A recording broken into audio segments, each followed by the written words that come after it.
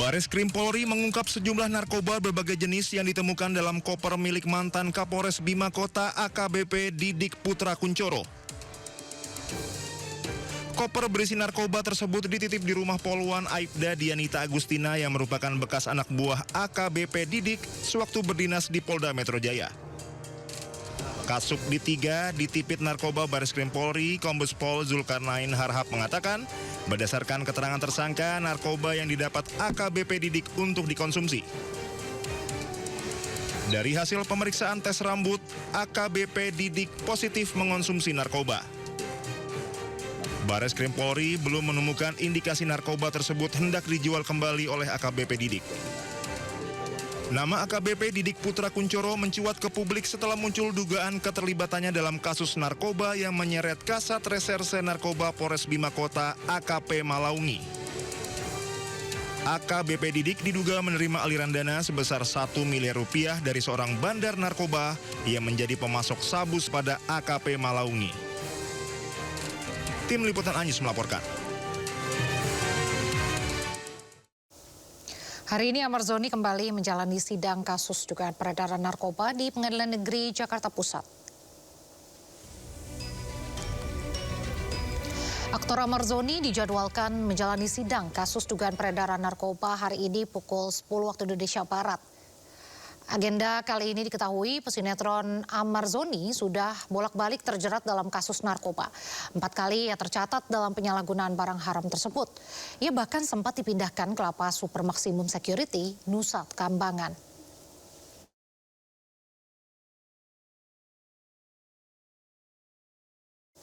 Pasca gugatan pra-peradilan yang diajukan Kandas, tersangka Dr. Richard Lee menjalani pemeriksaan lanjutan di Mapolda Metro Jaya hari ini.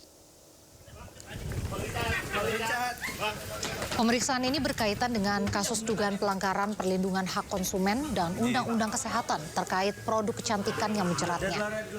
Selain pemeriksaan, polisi juga telah menerbitkan surat pencekalan terhadap Richard Lee selama 20 hari berlaku 10 Februari hingga 1 Maret 2026. Penetapan tersangka terhadap Richard Lee telah dilakukan sesuai prosedur penyidikan secara proporsional, profesional, dan akuntabel. Sebelumnya, Majelis Hakim Pengadilan Negeri Jakarta Selatan menolak gugatan pra-peradilan Dr. Richard Lee. Saya pribadi, terima kasih dengan rekan-rekan media. Saya menghargai hasil dari pra-peradilan. Dan hari ini dengan sikap kooperatif, saya datang untuk memenuhi kewajiban saya sebagai warga negara yang baik. Saya sudah siap memberikan keterangan sejelas-jelasnya dan sejujur-jujurnya tentang produk yang saya jual. Semua produk yang saya jual legal dan BPOM dan diproduksi sesuai dengan ketentuan yang berlaku. Saya belum pernah menjual produk yang tidak berizin dan berpotensi untuk membahayakan masyarakat. Secara pribadi, yang buat saya sedih, konflik ini melibatkan 2 orang dokter, 2 orang sejawat, 2 orang yang profesinya sama-sama menjual skincare yang berakhir dengan saling lapor dan sama-sama jadi tersangka. Ex-tersangka kasus fitnah ijazah Jokowi Egy Sujana dan Damai Hari Lubis melaporkan Ahmad Hozinuddin ke Polda Metro Jaya. Egy mengaku tersinggung dituding pengkhianat oleh Roy Suryo karena menemui Jokowi di Solo. Egy Sujana kembali menyinggung soal laporannya ke Polda Metro Jaya terkait dugaan fitnah dan pencemaran nama baik oleh Roy Suryo. Sebelumnya, Egy dan Damai Lubis melaporkan Roy Suryo dan Ahmad Hozinuddin karena merasa disindir oleh ucapan Roy soal kehilangan 2 tuyul. Menurutnya, Roy harus menjelaskan maksud kalimat membeli sehingga tidak termasuk dalam fitnah dan pencemaran nama baik. Sok-sok jago, sok-sok merasa benar bahwa saya produk Solo dan katanya harus dibatalkan. Apa haknya dia gitu? Ya, itu yang pertama.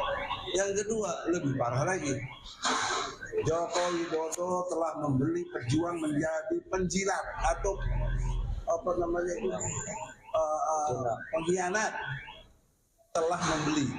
Ada diksi kata membeli. Menurut hukum, berapa jual belinya? Transaksinya di mana? Berapa besar saya dibeli? Nah, kalau dia tidak menjelaskan dengan jelas, maka itu namanya fitnah. dan pencemaran nama baik. Wakil Gubernur Jakarta Rano Karno tidak menoleransi adanya parkir liar yang mematok harga hingga Rp100.000 per kendaraan.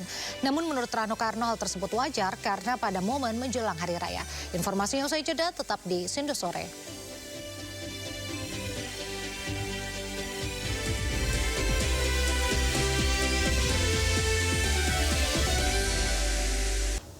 Pemirsa, Badan Narkotika Nasional Republik Indonesia kembali memusnahkan ratusan kilogram barang bukti penyalahgunaan narkoba. Salah satu barang bukti yang diamankan adalah rokok elektrik yang mengandung narkoba.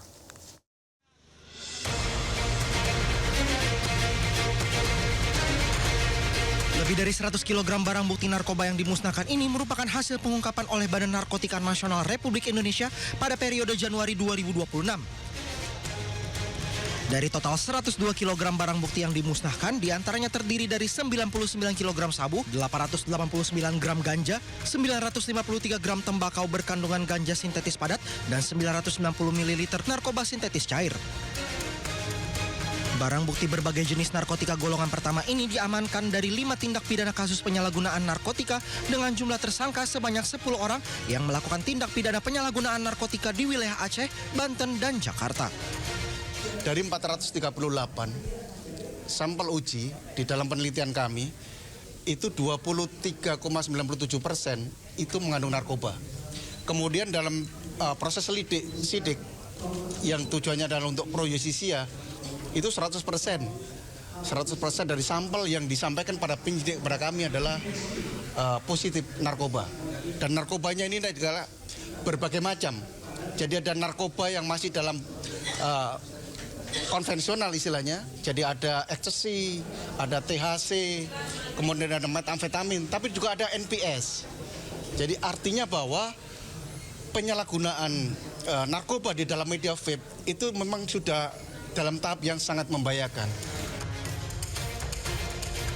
Badan Narkotika Nasional Republik Indonesia meminta pemerintah untuk segera membuat regulasi terkait pelarangan penggunaan vape di masyarakat. Hal ini diungkapkan dalam kegiatan Focus Group Discussion yang digelar pada Rabu 18 Februari 2026. Vape atau rokok elektrik dinilai menjadi sarana untuk alat konvensional penggunaan zat adiktif sabu, ekstasi hingga metamfetamin. Transaksi jual beli vape juga dinilai sudah mengancam anak-anak. Banyak anak di bawah umur yang diketahui menggunakan vape, meskipun vape hanya diperuntukkan bagi usia 21 tahun ke atas. Dari Jakarta, Amrina Rida, Jemi Jasin, iNews melaporkan.